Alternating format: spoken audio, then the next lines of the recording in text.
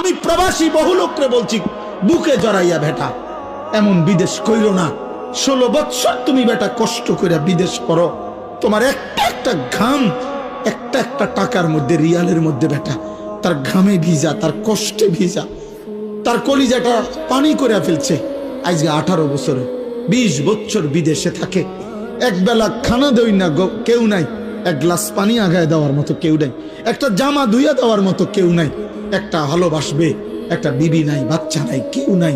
বেচারা অসহায়ের মতো 12 ঘন্টা ডিউটি করে আইসা ফইরা থাকে রুমের মধ্যে, মন চাইলে দুগা খায়, মন চাইলে শুইয়া থাকে ক্লান্তিতে।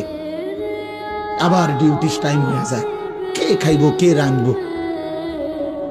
এত কিছুর বিনিময়ে তোমার স্ত্রী দেশে বাজারে বাজারে ঘুরে, গেরাম চুক্তি বেড়াইতে লগে কথা কয়, তোমার ছেলে নামাজ পড়ে না, তোমার মেয়ে অসৎ চরিত্রবান, চরিত্রহীন কোনো লম্পটের সাথে